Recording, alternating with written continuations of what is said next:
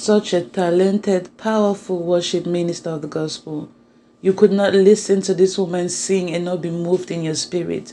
I remember when Ekuweme came out around 2017, that was my worship song. I mean, you sing this song and you just go deep in the spirit. You just want to go down on your knees and just cry, Abba Father.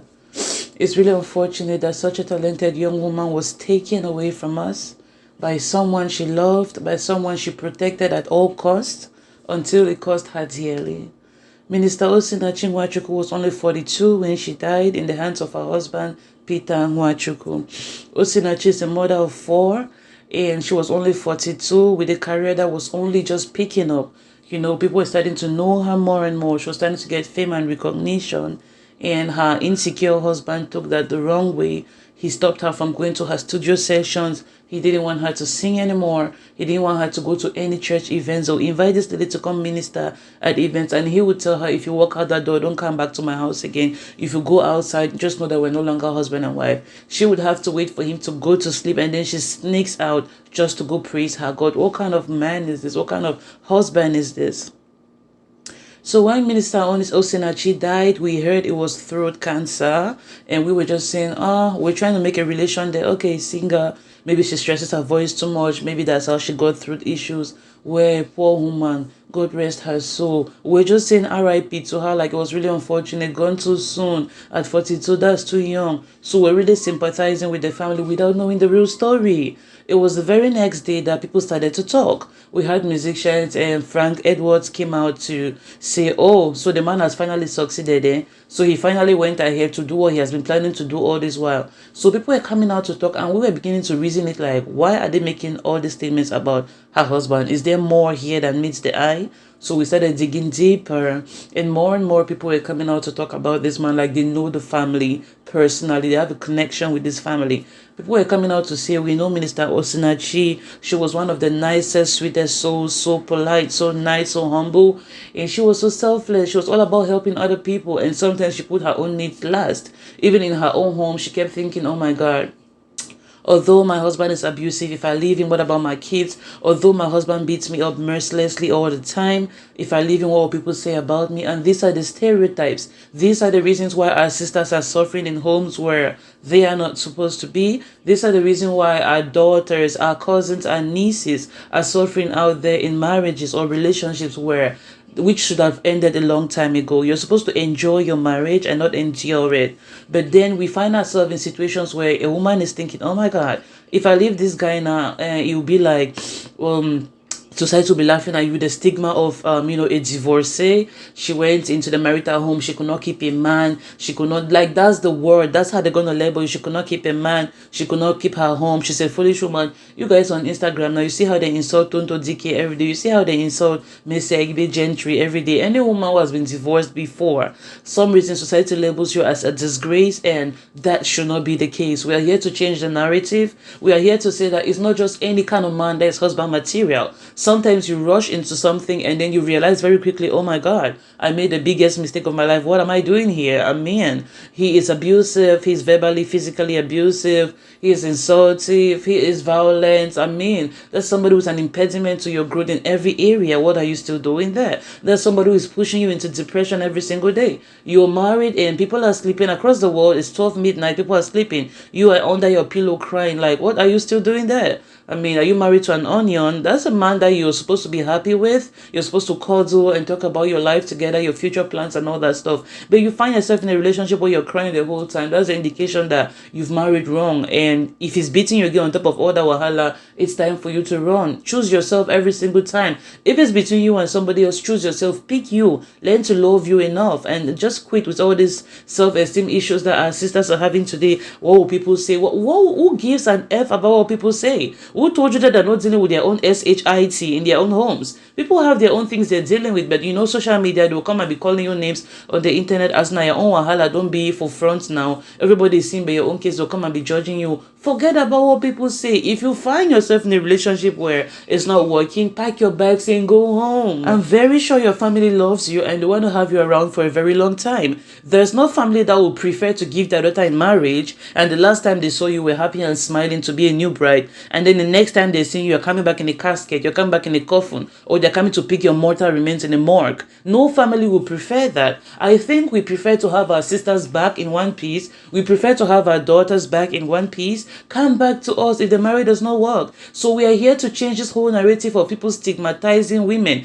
If I see a woman with a divorcee, I will shake her hand like until you dodge the bullet, until you were smart enough to say, this ain't working. Who am I kidding here? This is my life. You could have stayed here 5, 10, 15, 20 years and it will still not change. An abusive man is an abusive man. Ladies, when a guy raises his hand on you, when he touches you once, sister, go. Because the chances are it's going to repeat itself. It's going to keep happening again and again. There's actually a lack of self-esteem there. There's a lack of self-control there for a man to raise his hand on you, and nothing in his whole being stops him from slapping you. He goes ahead to hit you, not once, not twice. He pounds this on you every single time, and you are still there. Your family will come and visit you with a black eye. Auntie, what happened to your eye? I hit my eye on the fridge. You hit your eye on the fridge. Your fridge is this tall until it's reaching the top of your head. Auntie, what happened to your face? I fell down. I fell. Oh, my baby boxed my eye. Your baby knows how to box the eye. So you come with all these lies, trying to hide the nonsense situation in which you are. You're enduring violence. You're enduring domestic violence. You should not be. You're so preoccupied with what people are going to say. Well, what people say now, I think we should get to that era where women are getting into relationships like, okay, I'm going in here to find love. If I find it, good and fine. I mean, that's my dream. But if I don't find it, I should be bold and real enough with myself to wake up one morning, pack my bag and go back to my father's house. And fathers should be more than happy to welcome their daughters. Hey, my pikin, you don't come, welcome. I'm happy to see you back. Better to receive you like this instead of receiving the cups. Welcome them and take good care of them. No judgments, no side comments, And I think this law that says that women, that they should return a woman's bride price when she goes back home after a marriage, they should cancel that stupid law too. That's another way for patriarchy to hold women down. That's another way for people to tie women down. There's a woman in a marriage somewhere now who is suffering, who is crying. She wants to go back home, but she's thinking of her poor mom in the village, her poor dad in the village. Where are they going to get 5 million to give this man now to return the bride price? Where are they going to get 10 million to refund the dowry? So they're thinking about all these things and it's keeping them in servitude. So I think we should first of all start by abolishing this law that a woman who has been married, once she goes back home, they have to return the bride price. That's another aspect that holds women down. Because I feel like a woman has been married to you for a few years. She gave you kids. She's been taking care of you, feeding you, taking care of your laundry and house chores and all that stuff. Why does her family need to return money when she goes back to them? For all those years, I mean, she should have served enough for you to be like, okay, I lost a good woman. Count your losses and keep it moving. Why would you go back to the family to demand more money or a refund? That's just crazy to me. So yeah, we are here today to change the narrative. Women, sisters, daughters, nieces, cousins, anywhere you find yourself, if it's not working, mama, pack your bag and go you home. We will welcome you. I feel like the same way we have shelters for women who have been raped is the same way we should have shelters for women who are divorcees, women who are coming out of domestic violence situations, women who are coming out of marriages. We should have shelters for them. If the society has said that they don't want to show them love, if the community has said that we only want to be insulting them and stigmatizing them, I think we should begin to create shelters for them. No woman goes into a marriage and expect the marriage to crumble. No woman goes into a marriage and expect the marriage to crash. We go into a marriage with a heart full of love. You expect to love and be loved in return. You expect to be understood, and also as you understand your partner. You just expect respect, compromise, compassion, and understanding, and all that good stuff. You go into a marriage with the best of intentions, but sometimes reality hits. You go into a marriage and realize, oh my God, he is a monster. I just can't. Like, you cannot. He is a monster. Sometimes you begin to see all these animal tendencies begin to come out, and you're like, where were all of this when you were dating me? Where were all of this when you were courting me? You start to see all those red flags. Maybe he drinks, maybe he smokes, he goes out at night, doesn't tell you where he's going, comes back at 2 a.m., comes back at 3 a.m., wakes you up. It's like he doesn't even care about your sleep. Wakes you up at 3 a.m., come and save me my food, as if he doesn't know where the fridge is or where the kitchen is. Or, there's some men who just disregard women's feelings, while the woman has been home taking care of their 7, 8 kids alone. She hasn't had a chance to even close her eyes for 2 hours. As soon as she closes her eyes, Oga comes in with his drunken mood and maybe starts pouncing on her, starts beating her, and starts demanding, intimacy. And she's like, no, your breath stank. You need to go brush your teeth. And he starts beating her like, who are you to tell me what to do? And before you know it, auntie's waking up in the morning with a bloody and swollen face and wounds and all that stuff. It's really unfortunate. Women go into marriages with the best of intentions, but sometimes you go in there and realize, oh my God, this is Beauty and the Beast. So now you have to start struggling to save face. When family members start asking you, start lying and all that stuff, forgetting to know that you're giving your children a very wrong model of marriage. Women who stay in abusive situations like to claim, oh, I'm doing this for my kids. No, you're not doing it for your kids. You're doing them a disservice, because you're showing them a toxic relationship pattern, and they grow up thinking that, okay, your daughters grow up thinking, okay, it's okay for my boyfriend to slap me, it's okay for my husband to beat my son, my mommy take this from my daddy. So you see how you're raising the next generation of women who are going to be accepting abuse, and we don't want that. We don't want that. So it's time for women to just wake up and be like, you know what, enough is enough. I know it's in the Bible where Christian women, it says God hates divorce.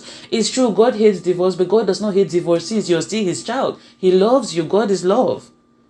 They say, oh, the covenant of marriage is a very strong covenant. When you get married, you don't have to leave. But the covenant of life is even stronger. You made a covenant with God that, okay, God, this life you give me, I'm going to keep it sacred. I'm not going to take away my own life. I'm going to try my best to live it to the best of your ability to give you glory with my life here on earth.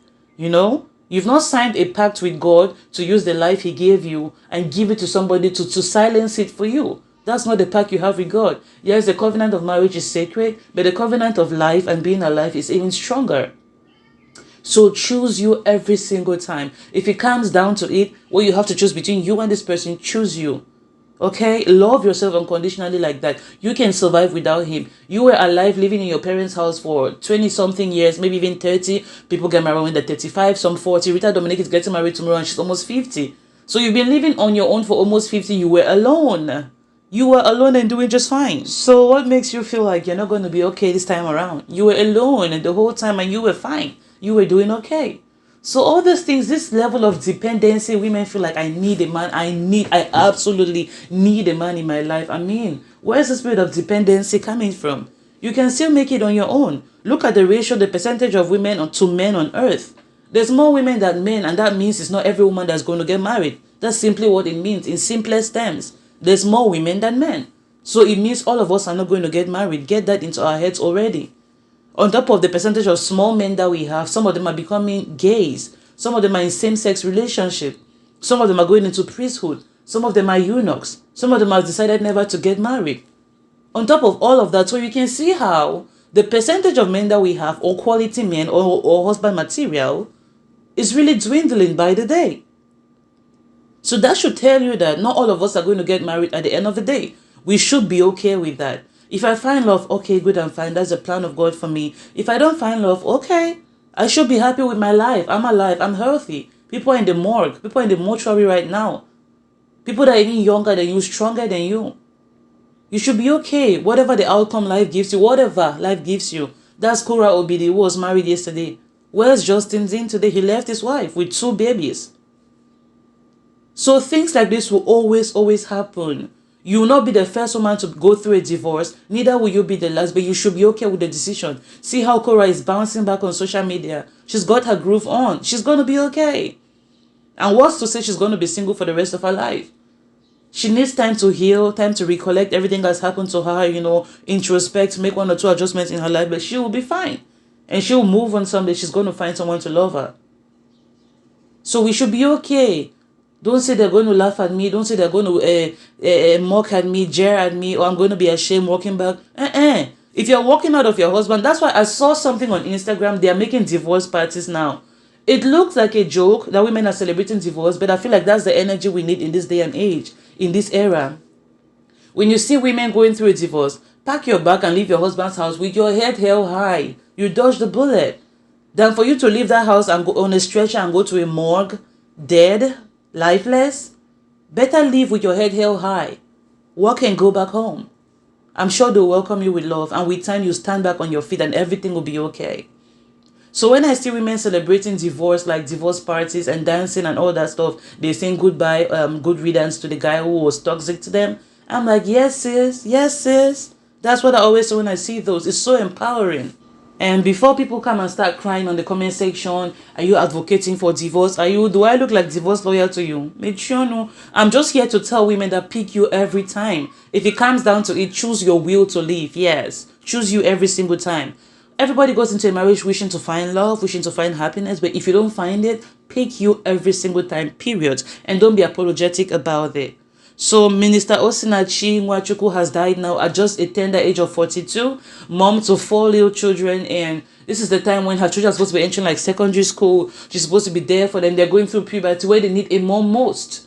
Now mom is in the morgue and her husband will sit somewhere and be collecting checks from YouTube, streaming money from YouTube and Spotify, Apple Music and all that stuff. Meanwhile, the person worked hard for all this money is going 6 feet under. At the end of this video, I'm going to put some pictures here so you guys can see conversations that people have been putting on the internet that Minister Osinachi had with the producer, the person who produced some of her songs. How she used to text the producer and tell him, I'm waiting for my husband to go asleep so I can sneak and come to the studio. And you're not supposed to be the one dropping your wife off at the studio when she's going to have a musical session, when she's going to record songs that are going to bring money into the household. Such a jealous mind. His wife was becoming famous, he could not handle that. His wife was becoming richer than him, he could not handle that. Such a fragile English will not shame us, fragile ego. So this is really so sad. To see that someone so talented was taken away from us, by her husband, is really unfortunate. To me, her family should just go and carry all the kids, take them back to your family house. Because this man will go and marry a new woman, and you know how the story of stepmothers go in Africa. Your stepmother will start maltreating the poor innocent children in that house, and that's how they'll go to school. Academy will start flunking. They will not be taking their studies seriously because they're beating them at home every day, insulting them, punishing them, making them to do all the chores and all that stuff. I mean, stepmother wahala now is a whole new ball game. So these children are going to face the surprise of their life going forward now that their mommy is gone, and it's really unfortunate.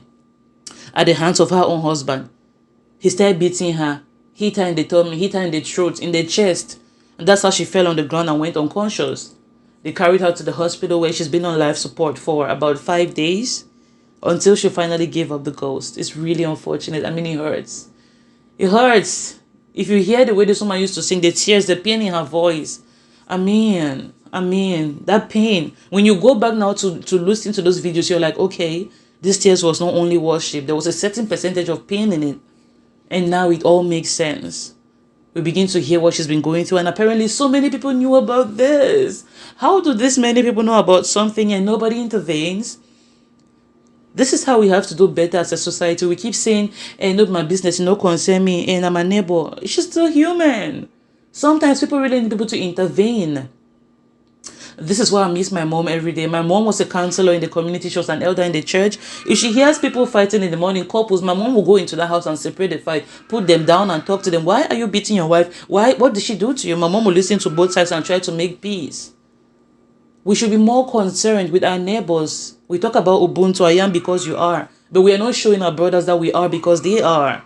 If you see people fighting, don't you even stop sometimes? I know that is dangerous in today's day and age. You can go and enter a fight and lose an eye, lose an arm, but you know, there's some fights that are not that serious. You can stand within a reasonable distance and say, hey, why are you beating your wife? Then I've read all kinds of evil comments on social media as this woman passed. Some people are coming out to justify the sick, terrible attitude of her husband who beat her until her passing. They're out here saying things like, you guys should not blame the man. No, you guys should not blame that man at all. If you have heard some women's mouth, when women start to insult you as a man, you can lose it. Or women can push you to the grave. Women can push you with their mouth until you do things you're not supposed to do. That is no justification whatsoever. There's no reason why you should raise your hand on another human being. And just to show you that men lack control, when it's not even a matter of lack of control, they have control. Because when they go to the office and their manager shout at them, they take it, they sit quiet. They go to church and the pastor shout at them, they sit quiet. They go to their meeting associations and the president of the men association talk to them, shout at them, gives them instruction, order them around, they take it, they sit quiet. You come to the house and if your wife complains about something, you start beating her. So it shows that you have control. You know how to control yourself. You just choose not to when it comes to your wife.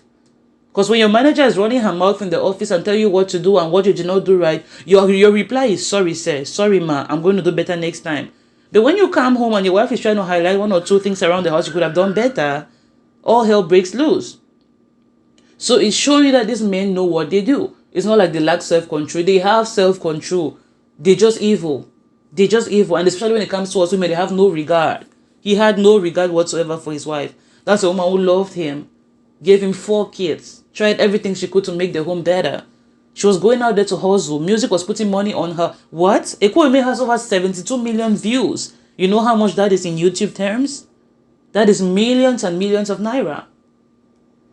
So that's a woman that had a whole long life ahead of her, that people were loving her even more. This is the time when she was supposed to be reaping the fruits of her labor, and it makes me so angry. Anyways, it's time for me to end my rant.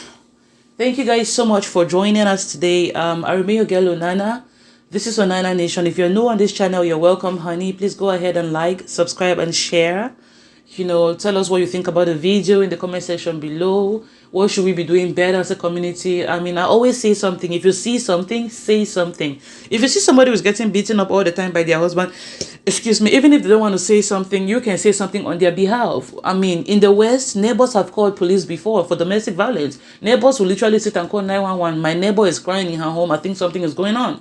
And in a few minutes, the police will be there to check what's happening. So if you love your neighbor enough, you see something, say something. There's police barracks around you. There's army and all these people around you. Go there, give an anonymous complaint, an anonymous tip, drop the address. I feel like there's a domestic violence going on 314 Oweri Road or whatever, Onisha or whatever. Write it and drop it there. Let the police investigate. Let them do their job. We should be our brother's keeper. And women too. We should not even wait for people outside to defend us. You've not been bewitched. You've not been charmed. You have common sense.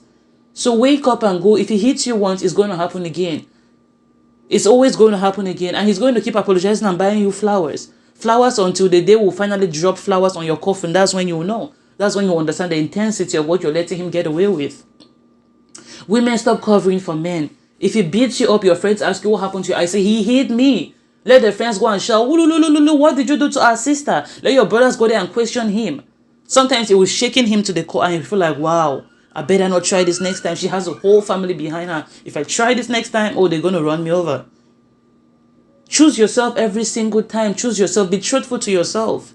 Be truthful to yourself. Choose yourself every single time. Leave and forget about what people will say. They too have their own bullshit they're dealing with. Alright guys, so this will be the end of today's rant. I remain your girl Onana. Please like, subscribe, and share. Tell me what you think about the video in the comment section below. I'll be reading every single comment. I'll be liking, I'll be replying. Help us share the video so you can help sensitize women out there. We should not be taking this nonsense, enduring all this pain and insult and violence and abuse in the home, thinking that, oh, God hates divorce. God hates divorce, but he did not send you on earth for your life to be wasted. That's not his plan for you. Read your Bible. His thoughts of you are thoughts of good, not of evil, thoughts to bring you to an expected end. God wishes above all things that you prosper and be in good health. Even as your soul prospers, God did not create you, form you, predestined you like he did Jeremiah, and put in your mother's womb for somebody to come and crush you to your early grave. That's not the will of God for you. If it's not working, pack your bags and go home with your head held high, period. And these things happen because women have dependency a lot. Develop yourself, learn a skill, learn a trade, go to school, do something that when you can provide for yourself. I mean, no man can give you that BS now. He cannot. It's just not possible for women who are financially independent to go through stuff like this. So yeah, I think every woman should be learning a skill, learning a trade, learn to better ourselves, and that will be it. Love you guys. I'll see you guys next time. Goodbye.